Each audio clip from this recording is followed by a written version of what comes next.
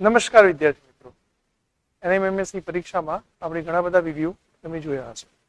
આજે આપણે ખૂબ જ મહત્વનો એવો ભૂમિતિનો પોર્શન એટલે કે ભાગ વિશે જોવાના છે, જેના લગભગ 5 જેવા વિડીયો આવવાના છે. જેમાં આજનો પ્રથમ વિડીયો છે રેખા અને ખૂણા વિશે, અને બીજો ભાગ પણ આવતીકાલે આવવાનો છે. પરંતુ પહેલા આજે આપણે રેખા અને ખૂણાનો ભાગ 1 જોઈ લઈએ છીએ, જે તમે ધોરણ 6-7માં તેના વિશે થોડું ઘણું જ્ઞાન મેળવેલું છે. ઝડપથી આપણે તે જ્ઞાનને પુનરાવર્તન કરી લઈએ, જેથી ધોરણ 8માં કેટલાક ભૂમિતિના જે ચેપ્ટર્સ છે તેમાં તેનો ખૂબ જ સારો ઉપયોગ થાય છે. જો તમારા આ કોન્સેપ્ટ બહુ ક્લિયર હશે તો તમે ઝડપથી ધોરણ 8ના ભૂમિતિના રિલેટેડ ચેપ્ટર્સમાં ઝડપથી પોતાની સંકલ્પનાઓ ક્લિયર કરી શકશો. માટે હવે આપણે જોઈએ છે રેખા અને ખૂણાઓ.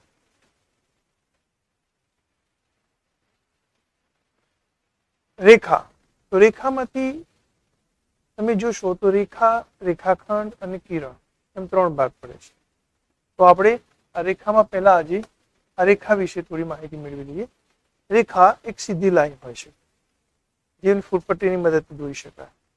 તમને ખબર છે કે રેખાને અંતર માપી શકાય નહીં, કે રેખાનું કોઈ અંતર ના હોય. તમે એમ ના કહી શકો કે 5 સેન્ટીમીટર જેટલી રેખા છે. રેખા એ અનંત અંતર સુધી ફેલાયેલી છે. આપણે રેખા વિશે થોડું જોઈ લઈએ. રેખા એક સીધી ફૂટપટ્ટીની મદદથી દોરી શકાય તેવી લાઈન હોય છે, બરોબર છે. હવે એની બંને સાઈડ તમારે આવી રીતે એરો દોરો છો, જેનો મતલબ એ થાય છે કે આ રેખા બંને સાઈડ હજુ પણ તમારે લંબાવી હોય ત્યાં સુધી લંબાવી શકો. રેખાનું કોઈ ફિક્સ, મેં કીધું ને કે ક્યાંય 5 સેન્ટીમીટર કે 10 સેન્ટીમીટર સુધી એ સ્ટોપ ના થઈ શકે, એને તમે એક્સટેન્ડ કરી શકો. તમારે જ્યાં સુધી લંબાવી ત્યાં સુધી લંબાવી શકો છો. બીજી એક વસ્તુ, રેખાને બંને સાઈડ એરો એટલા માટે આપવામાં આવે છે કે જેથી તમે એને બંને સાઈડ લંબાવી શકો, બરોબર છે. બસ બીજી એક વસ્તુ ધ્યાન રાખવાની છે કે આ રેખા જે છે એને દર્શાવાય કેવી રીતે, બરોબર છે. જેમાં ઘણા બધા એવા હોય છે કે દાખલા તરીકે અહીંયા હું પી પોઈન્ટ લઈ લઉં છું કે પી બિંદુ એ રેખા ઉપર છે, અને બીજું એક બિંદુ છે અહીંયા ક્યુ. તો આ રેખાનું નામ શું આપી શકાય?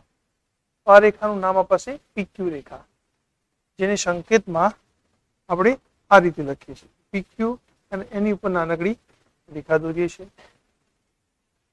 આ ઉપરાંત તમે જેમ જેમ આગળ ભણશો તેમ રેખાના નામ સ્મોલ જે આલ્ફાબેટ છે આપણે એબીસીડીના, એમાંનો યુ લખી શકાય. એટલે કે આને એલ પણ કહી શકાય. આને લખવું હોય તો એવી રીતે લખાય કે રેખા એલ છે, બરોબર છે. તમે તો આ બધી રેખા વિશે માહિતી જોયા અત્યારે હાલ, અને તમે ભણી પણ ગયા છો, જેનું પુનરાવર્તન કર્યું છે.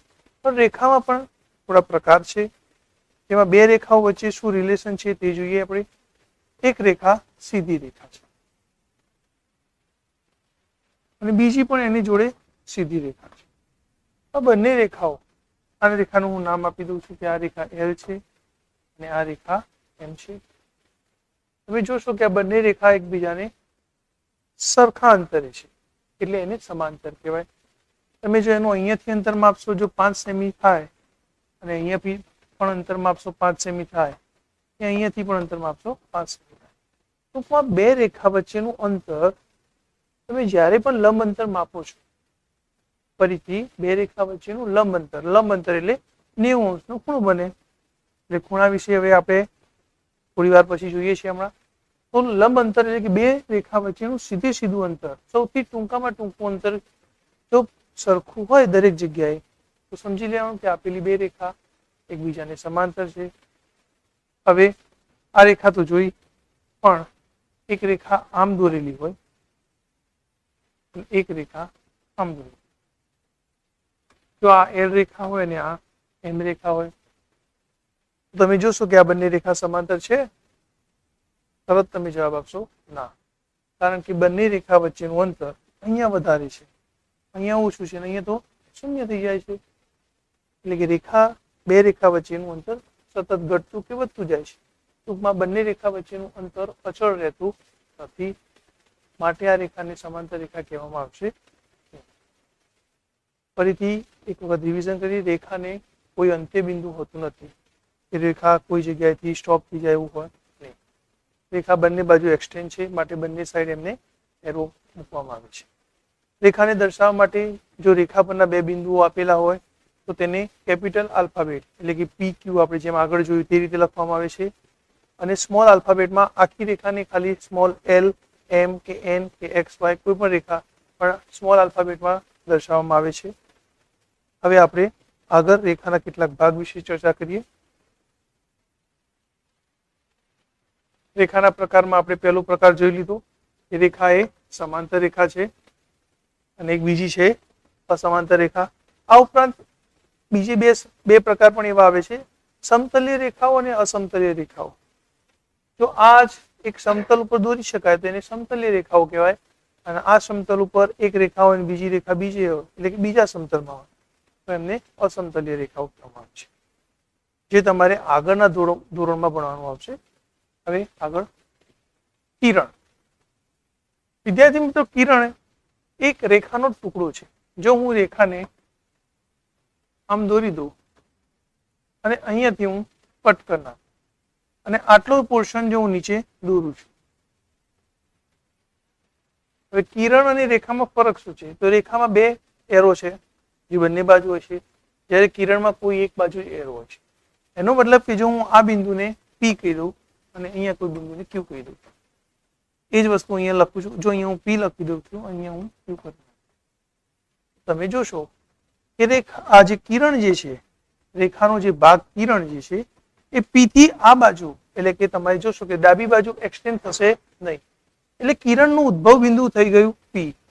પી થી શરૂ કરી અને તે ક્યુ તરફ આગળ વધશે સતત, બરોબર છે.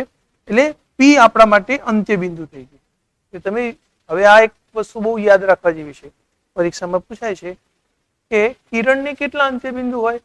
તો કિરણને એક અંત્ય બિંદુ હોય. રેખાને કેટલા અંત્ય બિંદુ હોય? તો રેખાને તો શૂન્ય હોય. હવે કિરણનું અંત્ય બિંદુ અહીં તમે જોશો એ પી અહીંયા આપેલું છે અને ક્યુ આ સાઈડ છે. એનો મતલબ એવો થયો કે આ કિરણને લખવું હોય મારે તો કિરણ પી ક્યુ લખાય. ખાસ વસ્તુ ધ્યાન શું રાખવાની છે, જે તમારું અંત્ય બિંદુ હોય એ જ બાજુ તમારું અંત્ય બિંદુ હોવું જોઈએ, અને એની નીચે જ એ લેટર લખેલો હોવો જોઈએ. લેટર એટલે કે પી ક્યુ તમે જે એને ડિનોટ કરો છો, જેનાથી તમે દર્શાવો છો, એ વસ્તુ એના નીચે જ લખી દો. આ કિરણને હું આ રીતે ના લખી શકું. કેમ ના લખી શકું? એનું કારણ છે કે આ કિરણ જે છે એમાં ક્યુ એ તમે ઉદ્ભવ બિંદુ છે આપણા માટે. અહીં પી ઉદ્ભવ બિંદુ છે, અહીં ક્યુ ઉદ્ભવ બિંદુ છે, માટે અહીંયા પી માંથી ઉત્પન્ન થયેલું કિરણ છે જે આમ ક્યુ તરફ જાય છે. એટલા માટે એ આપણું અંત્ય બિંદુ પણ કહેવાય કે આ સાઈડમાંથી એ તો જવાનું નથી આગળ. એટલે પી ઉદ્ભવ બિંદુ પણ છે આપણા માટેનું અને અંત્ય બિંદુ પણ છે. સેમ વસ્તુ અહીંયા છે કે ક્યુ એ આપણા માટે ઉદ્ભવ બિંદુ પણ છે અને અંત્ય બિંદુ પણ છે, કારણ કે એક સાઈડથી આગળ જવાની નથી. એટલે અહીં તમે જોશો તો કે ક્યુ આપણા માટેનું ઉદ્ભવ બિંદુ છે અને પી એ આગળ જે કિરણ જેમ જેમ આગળ ફેલાય છે આપણે કે દોરીએ છીએ તેના ઉપરનું કોઈ બિંદુ છે. માટે બંને આ ક્યુપી કિરણ અને પીક્યુ કિરણ બંને સેમ ના કહી શકાય. કારણ એટલું છે કે એમનું ઉદ્ભવ બિંદુ અલગ હોવાના કારણે આપણા માટે જે કિરણમાં ઉદ્ભવ બિંદુ છે એને જ આપણે અંત્ય બિંદુ એટલા માટે કહી શકીએ કારણ કે તે આગળ પાછળની તરફ એક્સટેન્ડ કરી શકાશે. હવે કિરણોમાં જ બે કિરણ વિશે જોઈએ આપણે. તો એક સીધે સીધી રેખા દોરી દઉં. અહીંયા હું નામ આપી દઉં પી, અહીંયા હું નામ આપી દઉં ક્યુ અને અહીંયા હું નામ આપી દઉં છું આર. તો તમે જોશો આ રેખામાં બે કિરણો છે. એક કિરણ છે પીક્યુ, જેમાં પી ઉદ્ભવ બિંદુથી ચાલુ થઈ અને ક્યુ તરફ એક કિરણ જાય છે. સેમ વસ્તુ બીજું છે પીઆર કિરણ, જે તમે જોઈ શકો છો આકૃતિમાં આ તરફ જાય છે. હવે વિચારો તમે, અહીં આ તો એક રેખાનો જ ભાગ છે, રેખા દર્શાવેલી છે મેં તો આ બે બંને કિરણોમાં ઉદ્ભવ બિંદુ પી કોમન છે, પણ ક્યુ અને આર એ ઓપોઝિટ ડાયરેક્શનમાં છે, એટલે કે વિરોધી દિશામાં છે, અને બંને પાછા એક જ રેખા ઉપર છે. માટે આવા કિરણોને વિરોધી કિરણ કહેવામાં આવે છે અથવા વિરુદ્ધ કિરણ કહેવામાં આવે છે.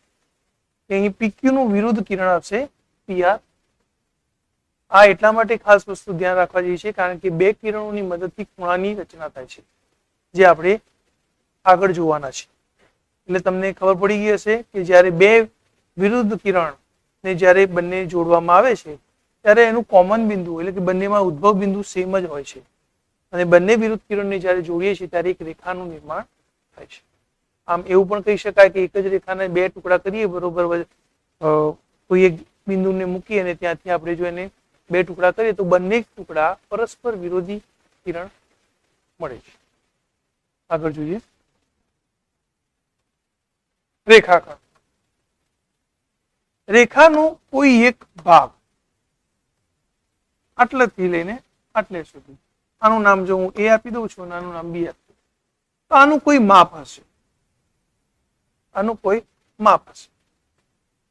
બરોબર છે કે એ બિંદુથી સ્ટાર્ટ થઈને અહીંયા સુધી અટકી જાય છે, તો તમે એમ કહેશો કે આ રેખાખંડના બે અંત્ય બિંદુ છે.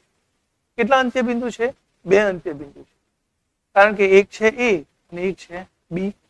અહીંથી સ્ટાર્ટ કરશો તો અહીંયા અટકશે ને અહીંયાથી સ્ટાર્ટ કરશો તો અહીંયા, ટૂંકમાં બંને અંત્ય બિંદુ છે. માટે રેખાખંડને કોઈ ચોક્કસ લંબાઈ હોય. તમે જ્યારે 5મા ધોરણમાં દોરવાનું આવ્યું છે ભૂમિતિમાં કે ભાઈ 5 સેન્ટીમીટરનો રેખાખંડ દોરો કે 6 સેન્ટીમીટરનો રેખાખંડ દોરો, પણ તમને એવું ક્યારે કહેવામાં આવ્યું છે કે 10 સેન્ટીમીટરની રેખા દોરો? નહીં, કારણ કે રેખા બંને બાજુ લંબાઈ છે, જ્યારે રેખાખંડ એ રેખાનો એક ભાગ છે જેમાં બે અંત્ય બિંદુઓ છે, અને બે અંત્ય બિંદુઓની વચ્ચે આવેલો રેખાના આ ભાગને આપણે રેખાખંડ તરીકે ઓળખીએ છીએ. હા, હવે એને દર્શાવાય કેવી રીતે? તો એ બી એની ઉપર નાનકડું, આમાં ક્યાંય એરો દર્શાવાશે નહીં. જો તમે એક બાજુ પણ એરો દર્શાવી દીધો તો હું એ બી લખું છું અને ઉપર રેખાખંડ દોર્યો, પણ તમે જો એક એરો દર્શાવ્યો તો આ કિરણમાં કન્વર્ટ થઈ જશે, અને બીજો એરો દર્શાવ્યો તો રેખા થઈ જશે. માટે આ રેખાખંડ આ રીતે દર્શાવી શકાય નહીં. રેખાખંડને દર્શાવવા માટે આ જ સાચી રીત છે. હવે આગળ જઈએ આપણે. તમે અત્યારે રેખા, કિરણ અને રેખાખંડ વિશે તો માહિતી મેળવી લીધી. હવે તેના રિલેટેડ થોડા એમસીક્યુ પણ જોઈ લઈએ આપણે કે રેખાને કેટલા અંત્ય બિંદુ હોય છે. મેં તમને હજી તો થોડીક વાર પહેલા તમને જણાવ્યું છે કે રેખાને કેટલા અંત્ય બિંદુ હોય, તો તમે તરત કહેશો કે સાહેબ રેખાને એક અંત્ય બિંદુ હોય? ના, એક અંત્ય બિંદુ તો કિરણને હોય, બે અંત્ય બિંદુ તો રેખાખંડને હોય, તો 3 અંત્ય બિંદુ તો હોય નહીં. એનો મતલબ કે રેખાને એક પણ અંત્ય બિંદુ હોય નહીં. આ આપણો સાચો જવાબ છે, ડી. બરોબર છે. હવે કિરણ માટેનો જવાબ તમે મને ઝડપથી કોમેન્ટ સેક્શનમાં લખીને જણાવજો કે કિરણને કેટલા અંત્ય બિંદુ હોય? 2 હોય? ના, 2 તો રેખાખંડને હોય, એટલે કિરણને એક જ અંત્ય બિંદુ હોય છે. બરોબર. હવે XY નું ઉદ્ભવ બિંદુ કયું? અહીં કિરણ દોરવાનું રહી ગયું છે. હા, આ કિરણ XY છે, એનું ઉદ્ભવ બિંદુ કયું છે? તમે જો કિરણ દોરશો તો તમને આઈડિયા આવશે કે અહીં x થી ઉત્પન્ન થયેલું કિરણ છે. આ કિરણ ક્યાંથી ઉત્પન્ન થયેલું છે? x થી. માટે એનો સાચો જવાબ આવશે કે XY નું ઉદ્ભવ બિંદુ, કિરણ XY નું ઉદ્ભવ બિંદુ x છે. તમને ખબર પડશે કે આપણે જેટલું પણ ઝડપથી પુનરાવર્તન કર્યું છે તેના રિલેટેડ જ મેં તમને અહીંયા એમસીક્યુ પૂછ્યું. હવે આગળ કિરણ સીડીને સંકેતમાં કેવી રીતે દર્શાવાય? હવે આમાંથી સાચો ઓપ્શન કયો છે એ પણ તમે મને ઝડપથી કોમેન્ટ સેક્શનમાં જણાવજો. જો આ તો રેખાખંડ છે, કારણ કે આમાં ક્યાંય, હવે આપણે કિરણ છે એટલે એક એરો જોઈએ. બરોબર છે, એટલે આ તો આપણું ઓપ્શન હોઈ શકે નહીં. આ પણ નહીં હોય, કારણ કે આ તો શું છે? રેખા છે, કારણ કે 2 એરો છે એટલે એ પણ શક્ય નથી. હા, હવે તમારી જોડે 2 ઓપ્શન છે, એક છે સી અને એક છે ડી. હવે તમને ખબર હોવી જોઈએ કે મેં તમને એ કીધું છે કિરણ સીડી, એનો મતલબ કે કિરણમાં સી બોલ્યો, સી પહેલા છે એટલે સી થી ઉદ્ભવ થયેલું કિરણ છે અને જે ડી તરફ જાય છે. હવે તમે અહીંયા જોશો તો આ તો કિરણ આમ લખેલું છે, એનો મતલબ કે ડી થી ઉદ્ભવ થયેલું કિરણ છે અને સી તરફ જાય છે. ખરેખર તો મારે તો સી થી ઉદ્ભવ થયેલું કિરણ છે અને ડી તરફ જાય છે, એટલે જવાબ આ આવશે. આ આવશે નહીં, કારણ કે આ એની ઓપોઝિટ વસ્તુ દેખાડે છે. હવે આના ઉપરથી મને બીજો એક એમસીક્યુ વિચારવા આવી ગયો છે કે શું સીડી અને ડીસી બંનેને તમે જોડો તો કઈ વસ્તુ કોમન મળે? તો તમે જોશો તો કે જો સીડી કિરણ આમ હશે અને ડીસી કિરણ આમ થશે, તો બંનેને જો કોમન જોશો ને તો બંનેમાં કોમન આવશે માત્ર સીડી રેખા. શું કોમન આવશે? સીડી રેખા. આ વિશે પણ તમે આગળ જોશો. અત્યારે હાલ તો આપણે બીજો એક MCQ જોઈશું.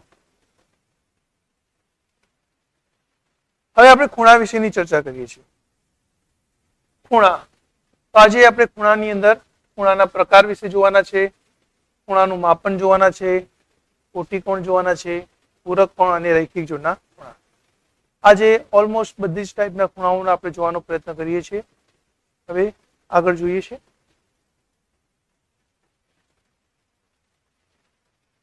ખૂણાના પ્રકાર. હું જ્યારે ખૂણા બોલીશ તો ખૂણાના કેટલા પ્રકાર, તો તમે તરત જ મને કહેશો કે સાહેબ ખૂણાઓ તો ઘણા બધા પ્રકારના હોય છે, પણ આપણે અત્યારે હાલ ખાલી ખૂણાના માપ વિશે, માપના આધારે જે ખૂણાના પ્રકાર પડે છે એના વિશેની આપણે ચર્ચા કરવાની છે આજે. તો ખૂણાના માપ વિશે કેટલા પ્રકાર પડે છે, તો તરત તમે કહેશો કે સાહેબ 3 પ્રકાર પડે.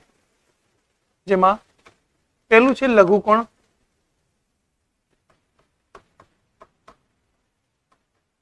જેમાં ખૂણાનું માપ 0 થી 90 અંશનું હોય છે.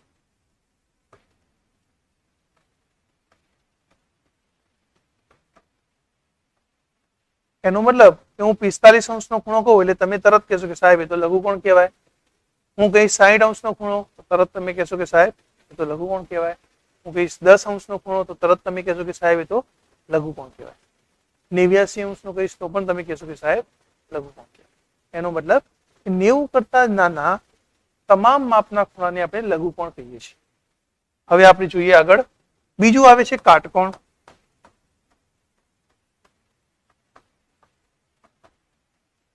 કાટકોણ એટલે એક્ઝેક્ટ 90 અંશનો ખૂણો. 90 અંશના ખૂણાને આપણે કાટકોણ તરીકે ઓળખીએ છીએ. બરોબર છે. પછી આવે છે ગુરુકોણ.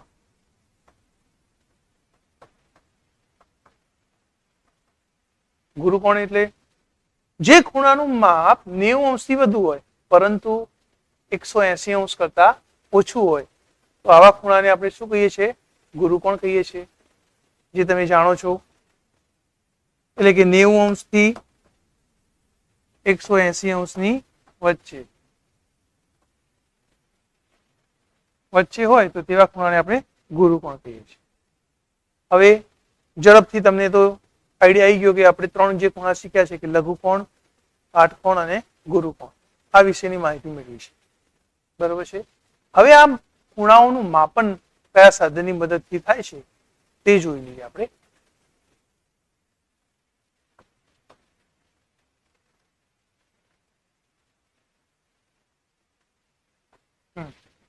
આવું સાધન તમે તમારા કંપાસ બોક્સમાં જોયું હશે.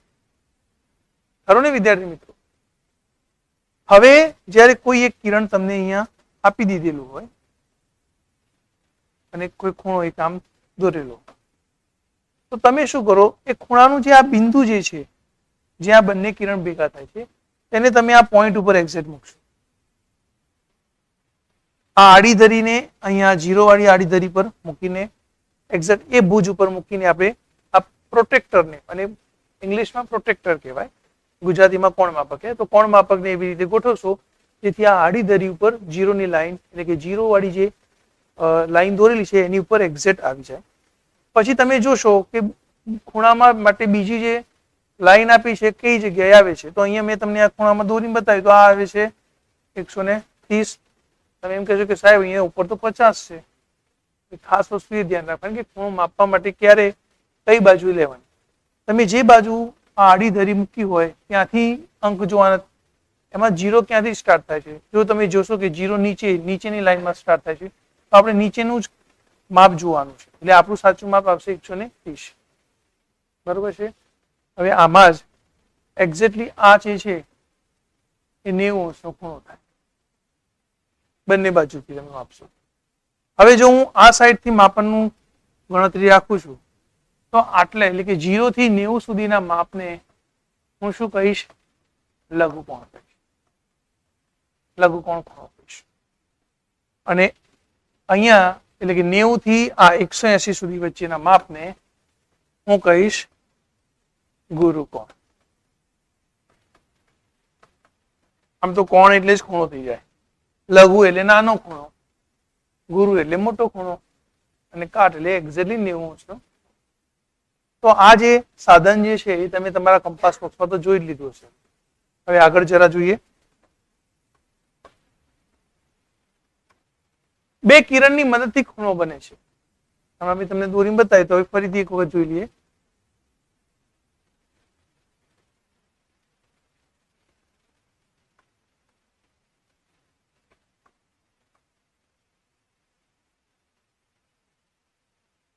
તમે જોશો કે અહીંયા બે કિરણો છે. તો એક કિરણનું નામ છે PQ અને બીજા કિરણનું નામ છે PR. બંને કિરણ શું વિરુદ્ધ કિરણ છે ખરા? તમારે મને જવાબ આપવાનો છે. બંને કિરણ વિરુદ્ધ છે? તો ના. કેમ? કારણ કે બંને કિરણમાં વિરુદ્ધ હોવા માટેની પહેલી કન્ડિશન એ છે બંનેમાં કોમન ઉદ્ભવ બિંદુ P તો જોઈએ, તો છે. અને Q અને R એક જ રેખા ઉપર જોઈએ, જે અહીંયા જોવા મળતા નથી. કારણ કે Q અને R માંથી પસાર થતી એવી કોઈ રેખા ના બની શકે. જે P માં થઈને પસાર થવી જોઈએ. ફરીથી Q અને R માંથી પસાર થતી રેખા જે P માંથી પણ પસાર થતી હોવી જોઈએ, તો જ આપણા માટે વિરોધ કિરણ થઈ શકે. જે છે નહીં, એનો મતલબ કે અહીં P એ સામાન્ય બિંદુ છે, Q અને R એ બીજા બે કિરણ અલગ અલગ કિરણ જે છે એ ભુજ ઉપર આવેલા બિંદુઓ છે. તો આ બે કિરણોના મદદથી એક ખૂણો બને છે. જે ખૂણો તમે જોશો તો QPR. હવે ખૂણાને લખવાની પણ રીત છે. આ ખૂણાને તમે બે રીતે લખી શકો. આગળ નાનકડું ખૂણાની નિશાની કરવાની છે, QPR લખી શકો, અથવા કોઈ એમ કે ના મારે સાહેબ RPQ લખવું છે તો પણ લખી શકાય. પણ વસ્તુ શું ધ્યાન રાખવાની છે કે તમે જે બિંદુ આગળ એટલે કે જે કિરણના બે કિરણોનો જે ઉદ્ભવ બિંદુ છે એ ઉદ્ભવ બિંદુ હંમેશા વચ્ચે જ રહેવું જોઈએ. એ ક્યાંય ચેન્જ થવું જોઈએ નહીં. તમે જોશો કે P ઉદ્ભવ બિંદુ બંનેમાં આ પણ સાચી રીત છે લખવાની ને આ પણ સાચી રીત છે. બંનેમાં લખવાની તો સાચી રીત છે, પણ P બિંદુ ઉદ્ભવ બિંદુ જે છે એ બંનેની વચ્ચે આવે છે. હવે આગળ જોઈશું કોટિકોણ. કોટિકોણ એટલે એની તો પેલા વ્યાખ્યા જોવી પડશે કે જે બે ખૂણાને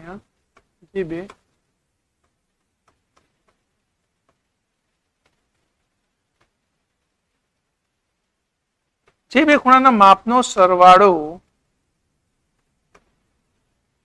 90 અંશ થાય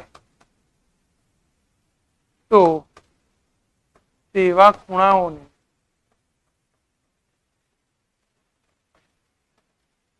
એકબીજાના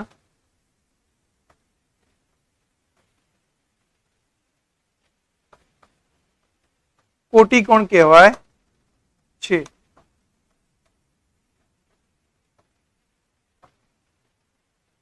આ વ્યાખ્યા બહુ યાદ રાખવા જેવી છે કે જે બે ખૂણાઓનો સરવાળો 90 અંશ થાય તો તે બે ખૂણાને એકબીજાના કોટિકોણ કહેવામાં આવે છે.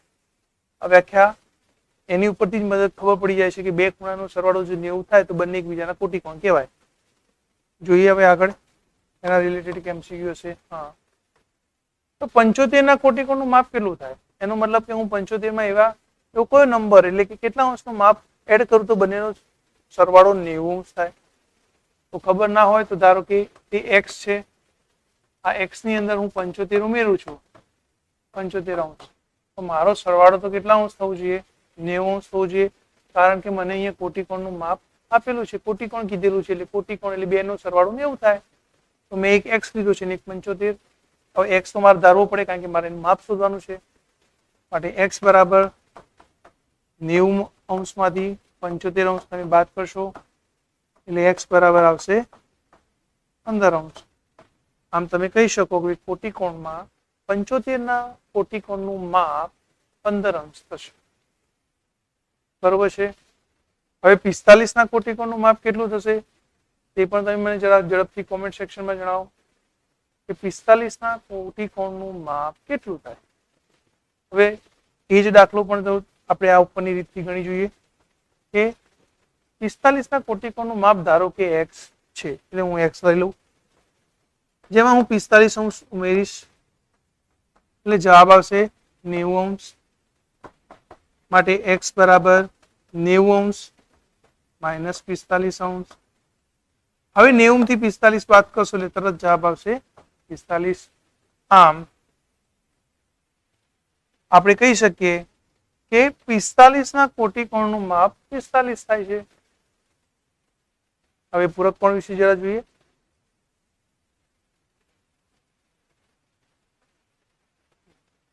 પૂરક કોણ એટલે જે બે ખૂણાઓના માપનો સરવાળો 180 અંશ થાય તો તેવા ખૂણાઓને એકબીજાના પૂરક કોણ કહેવામાં આવે.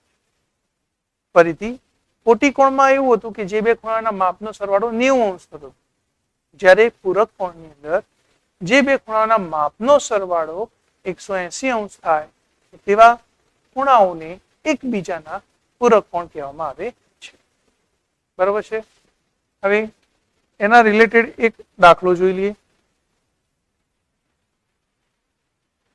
કે 75 ના પૂરક કોણનું માપ કેટલું થાય.